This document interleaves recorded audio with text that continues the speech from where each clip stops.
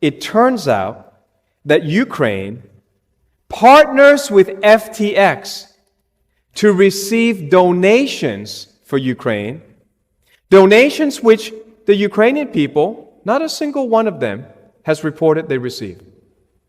$90 billion. More than the entire military budget of Russia. More than the entire budget. Not a single Ukrainian I know has received it. This now is being called the biggest financial fraud case in U.S. history. It is certainly the biggest single one-day loss. His wealth went from $22 billion personal wealth, to zero. He's got nothing. But this affected a lot of people. How many users were on FTX? 1 million users. Cannot exit, cannot cash out. Their accounts are frozen. The investors had put in around $1.8 billion in the past 3 years. That's gone. And you're talking about some big names. Some of the biggest losers are SoftBank, Sequoia Capital, the Singapore government's investment arm called Temasek, and of course the Ontario's Teachers Union. So teachers tend to be left-wing, so they followed this left-wing crowd. So this company that was valued at $32 billion is pretty much close to zero right now. Many people were duped, or they were in on it. And it's hard to imagine that they could be duped because it's so obvious, the connections. It's so obvious, the kickbacks, the paybacks. SBF connects Ukraine, the World Economic Forum, the SEC, the Democrats, and even Joe Biden. So we're going to have to go back a few months and go back to a picture that was remarkable to me.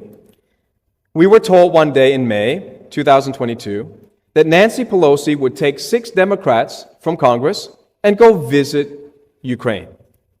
Now, when this happened, my spirit perked up. And I asked the question, why? And then I wrote a blog on Substack, and I said this. Nancy Pelosi had no power to resolve the conflict there. Her mission was not announced. She had no reason to be there. Nobody sent her. Why was the highest-ranking member of the U.S. House of Representatives meeting with the Ukrainian Prime Minister, Volodymyr Zelensky? Why? And the only conclusion, the plausible answer, is that they had some things to say off record. It couldn't be by phone. It couldn't be recorded in an email. So my question is, what was whispered in those private European rooms? Here's how it worked. Biden kept insisting that to be compassionate, to be patriotic, to be a defender of democracy, we, all of us, including Australia, have to send billions of dollars over to Ukraine, to an actor who could have settled the score with Russia quietly at a negotiation table. Russia had some reasonable demands. Don't join NATO. Don't put NATO on our borders. Don't do that. Well, that was something NATO promised. It's not unreasonable for Putin to say, well, keep your promise. And he said, there are Russians that are being killed in the tens of thousands for the past 8 years. We have gone to the European Union, we've gone to NATO, we've asked, stop it. Nobody does it, so we're coming in to protect our ethnic people. They're in the Donbass region. Stop killing Russians. Stop persecuting Russian speakers in Ukraine like they're second-class citizens. Ukrainians know that this happens, and they couldn't get satisfaction talking, so they went to war. What business of ours is that, to send our billions of dollars over to Ukraine? So what happened then is, the money goes to Ukraine, and then Ukraine puts the money in FTX. It's called investment. Now, actually, governments have no business investing. Governments should protect the border, defend us from enemies, and then leave us alone.